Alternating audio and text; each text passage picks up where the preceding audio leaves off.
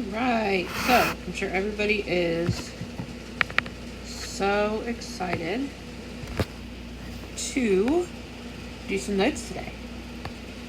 So we're talking about acceleration. So acceleration is defined as the rate of change of velocity. So it's the change in speed over the change in time, right? So it's basically it's velocity over time. Is it equal to acceleration? So the one on the bottom is really the formula that you're going to need the most. So basically this is just telling us that the units for acceleration are meters per second squared. So we have time squared, but meters on the top. So it's really, because it's speed, which is meters per second, over seconds.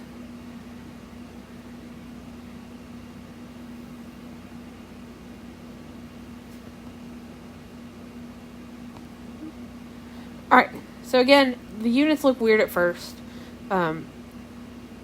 Again, meters per second squared is just a shorter way of writing meters per second per second. Acceleration is the rate of change of velocity, so how much the velocity is changing every second. So acceleration takes its direction from the change in velocity. So the initial velocity and the final velocity could be in different directions. It's important to define what direction is our positive direction. So typically we think of forward as positive, backwards as negative, or like north and east being positive, west and south would be considered our negative directions. You don't always have to use it this way. You could say that south is positive and west is negative. You just have to make sure that you state that before you solve your problem, because there are times where it would be a lot easier to make those our positive directions.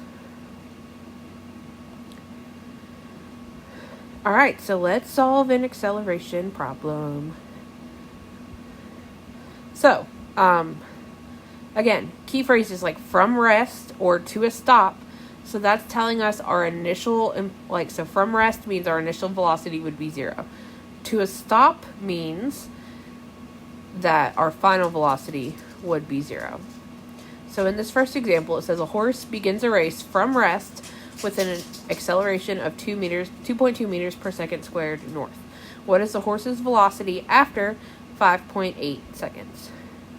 So in this problem, we are given that the acceleration is 2.2 meters per second squared north. Our initial velocity, or V1, I typically use VI instead. That's just my personal preference. Let me see if it's going to let me write on here.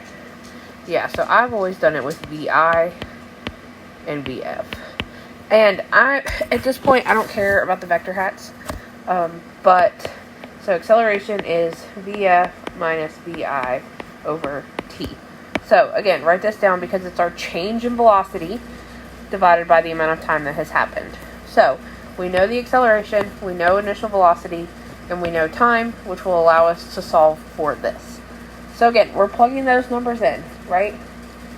This moves all the stuff around in the formulas first. That's confusing. Let's just plug in the numbers. Okay, so 2.2 equals VF minus 0 over T, which is 5.8 seconds. So multiply both sides by that 5.8. And then that minus 0 is going to go away. So 5.8 times 2.2. Grabbing calculator. Gives you 12.76. And then that's equal to your VF, again, minus 0, but that doesn't really matter. So that's your final velocity. Again, they rounded it up.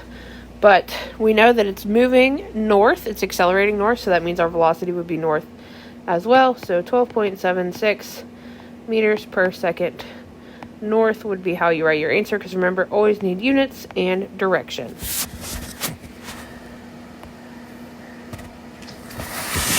Alright, so let's do this one. So again, acceleration equals VF minus VI over T. So we're trying to find our acceleration. right? But look at that. We have a problem. We have kilometers per hour, but 0.76 seconds. So, in this case, I would convert that seconds to hours because you've got so much other stuff in kilometers per hour. I think that's what they do. Let me check. Oh, they change. All right. They changed it to meters per second. So, let's just go ahead and use what they have.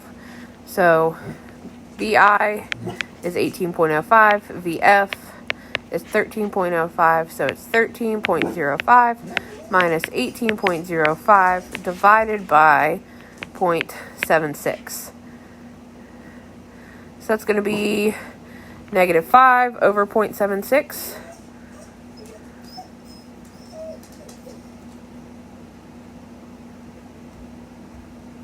Oh, it changes direction, so you're subtracting a negative, so that makes it positive, which is what they do here. Again, giving us that answer of 40.9 meters per second squared.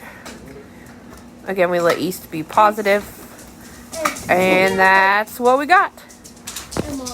No sandwiches.